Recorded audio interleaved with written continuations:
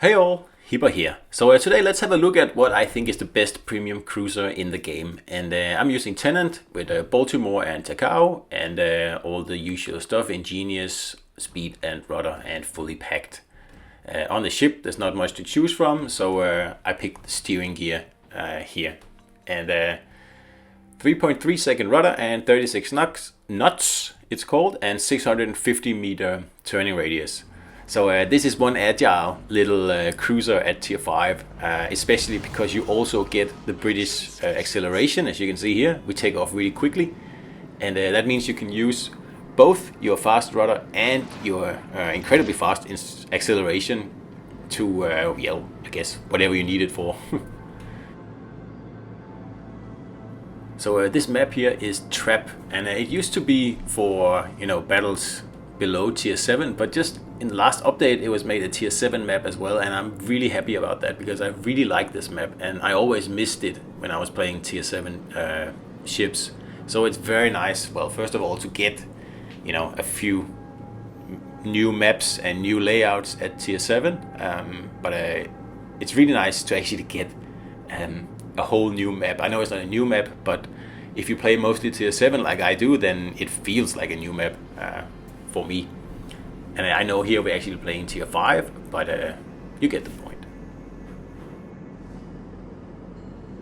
So let's go back to Exeter here for a second, because like I just announced in my recent premium cruiser video, then I think this is the best cruiser you can get in the game at the moment. And it's not just because it's cheap as well. It's one of the cheapest premiums you can get. I think sometimes it's on sale for 8,000 doubloons. So yeah, absolutely get it. And if you're buying the Black Friday containers at the moment, you might actually be so lucky as to pick it up that way. Of course, just in the black camo, but it doesn't matter. It's still an awesome ship.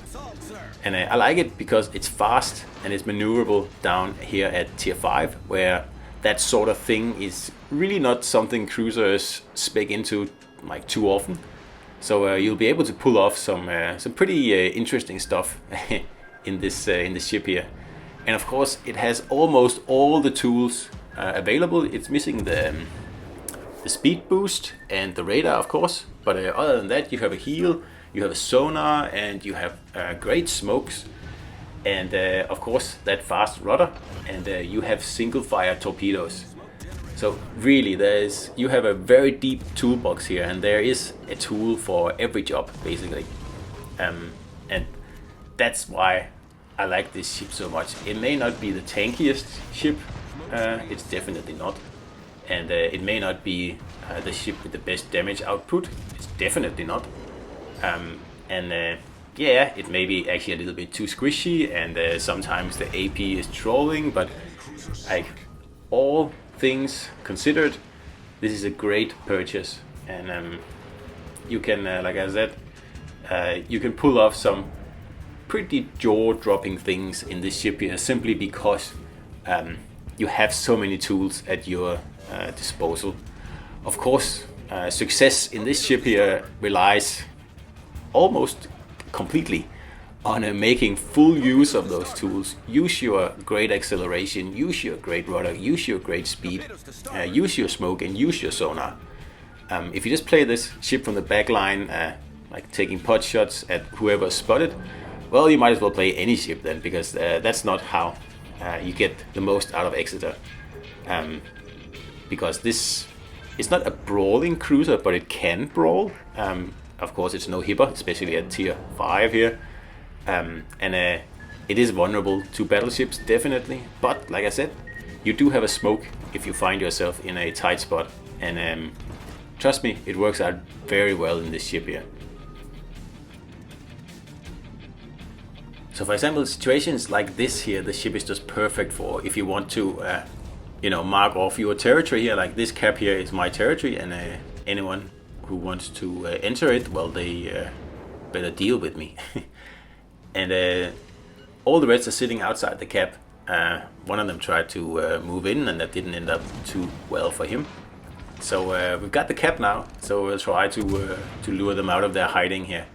Because as soon as I don't have cover, I need to wiggle my tush to get out of this tight spot here, because I don't have a smoke anymore either. But like I said before, I do have a heal. So this way you can make this ship here last much longer than it really should. And that's why I don't really care about taking damage here in this situation. I'm not gonna get citadeled, and sooner or later something else will pop up, like this Jaguar here, and he was obviously trying to encircle us here. But that's not going to happen. And one thing to note in this ship here, if you slow down and then turn, then this ship here really turns, just like most of the British cruisers. And see, we get up to speed very quickly again. We're already up at almost 30 knots. That acceleration is just, it's great. One of the best things about this ship here, because you get the agility and the acceleration in one, just like on Edinburgh. So yeah, I said you can pull off some pretty amazing things. And for example, this Jaguar here, he really should go unspotted, but perhaps he doesn't have. Maybe his concealment is about 5.6 kilometers or something like that, because maybe he just can't, basically. But anyway, we'll hunt him down, and we'll HE him, and after that we'll simply turn around and re-enter the fight here. It's too good to let a destroyer get away here. He's caught in a corner, and he used his torpedoes before, and we used our fast rudder and the acceleration to simply avoid them. So this is a mistake, and we'll just finish this guy here off. So, and of course there's like 1 pixel left of hit points. It makes me wait another reload before I can actually join the battle. Always happens. It always happens to Spartan as well. And I guess, yeah, it's just part of the fun, I guess. I'm not really sure what happened with those torps there. Maybe he kind of panic fired them in the last seconds. So before, I was cheated out of citadels on this Omaha over here, and I know that he's hiding right around the corner here. So that's why I'm just approaching a little bit cautiously here, because it is a tier 4, and if you catch it broadside, well, it's a citadel party usually. The problem with the armor piercing on Exeter is that it tends to overpen lightly armored cruisers quite easily. So usually you have to aim just a little bit higher than you would otherwise, and then you get better results. I say better results, not perfect results. Like I do switch to armor piercing here, and I actually end up getting a citadel. But it is a bit inconsistent, the AP, I will admit that. And it is sort of a problem, but as long as you just remember just to aim just a tad bit, let's just 1 pixel higher than you usually do, it helps a lot. But of course it doesn't sort out the problem. And here we have the wonderful single fire torps. They are magnificent. I really like them on this ship, and especially down here at tier 5, where you can like pretty much death strike battleships with just like 3 torpedoes like this. And if you saw, I just put down a smoke screen in case I was going to miss this guy, because like I said before, Exeter does not deal well in open water against battleships. Unfortunately, that's a downside. But on the other hand, what cruiser really does, except for Cleveland and Rochester and Otago, I guess. So we've got the carrier's attention now, and yeah, that's like one of the more annoying parts of this game here, really. But at least he's chasing me. I'm just a low health cruiser, and really at this point it doesn't really matter that much if I sink or survive. I mean, I've done my duty, well, more than my duty, I think. But as it so happens, I do survive this carrier attack here, and I start to think about, I might actually get a Kraken in this game here. So I can see that the destroyer is over at B, and he's obviously capping, and the carrier is somewhere far away. Don't even know where he could be, and he seems to have lost interest in me. So instead, I'm going to try to sneak up on this destroyer here, and see if we can catch him in a bad position. So I like Exeter because there's really nothing like it in the game. Even the British light cruiser range and the heavy cruiser range for that matter. There is no ship that really is as good or as versatile as Exeter in the lineup. And that's why I think it is the best premium, because you truly get something different here, something out of the ordinary and something that's not available in any other ship, at least not all of it. And then, like, of course, it's also a superbly powerful ship if you play it in a way where you actually make good use of it and all its utility. And it's fun. It's great fun to play. So here I am slowly sneaking up on this destroyer here, and from now on I'm not going to be spotted at any point until I actually, well, pretty much run over the destroyer up here. And I'm not really sure if he has seen me coming, but even if he's seen me coming, it's taking me a long time to get up close to him. And like what happens in a few minutes is well, bad luck, I guess, because like I said, I'm chasing the Kraken here, and I know the destroyer is right here, and he's even shooting, so I know exactly where he is. I don't have my sonar yet, and I guess I'm a little bit impatient here. I could just stick around somewhere here and wait for my sonar to come back. But then on the other hand, I'm thinking, why not just rush this destroyer here? He doesn't know I'm coming, and I shouldn't have a problem avoiding anything he throws at me. So I'm still unspotted here, and like you can see, he fires the torpedoes before he actually sees me, before I'm spotted, and it happens right there, and then I become spotted. And I didn't expect that. I didn't expect him to blind fire torpedoes like that. So I do take one, and that's super super bad luck, because one more shell and he would have been taken out, and the Kraken would be safe, and there would just have been a carrier left to take care of, and really that shouldn't be a problem.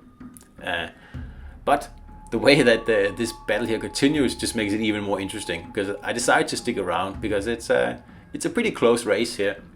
There's two ships left on each side, and like both teams have a carrier, and one team has the destroyer that I unfortunately failed to take care of, and my team has a cruiser left, and the cruiser is quite far away from everything, so it's a bit of like, not an impossibility, but it's very unlikely that he's going to be able to do anything to win this battle here.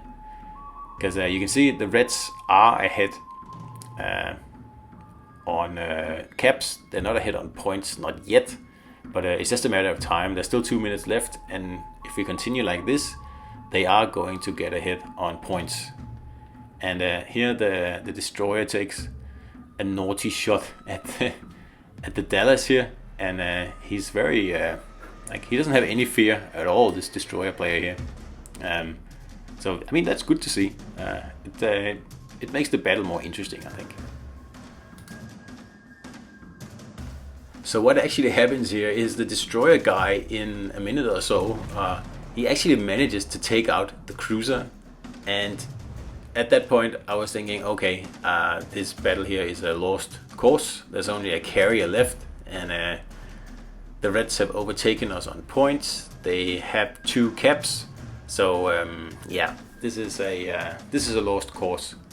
But as it so happens, this carrier player here, I don't know if it's luck or whatever is happening here, but he actually manages to first of all take out the other carrier here, which is quite an achievement in when you only have planes to get past the enemy carrier's AA. So that was surprising. I really like close games like these, and it's such a shame that really the majority of battles, they are just either the blue team wins a completely like rolling victory, and the red team gets annihilated all the other way around. It's quite rare, but you have a battle where the ships tick down at about the same pace on each side, and there's no one sitting back or no one YOLOing in or anything like that. It's quite rare, so I really cherish these battles here where the game actually is exciting and it's doing what it's meant to do. Because yeah, we all know that this game can be the most frustrating thing in the world. Absolutely. So here the carrier is making a last ditch effort, and this must be like the torpedo hit of the week, because he actually manages to take out the Mahan here and win the battle. And yeah, I mean, well done by Mr. Carrier here, and like he must have saved his strength to take out the 2 last ships here in the game. But yeah, well done, and such an exciting game, and a very good showcase for what Exeter is capable of. So I hope you enjoyed it, and see you out there.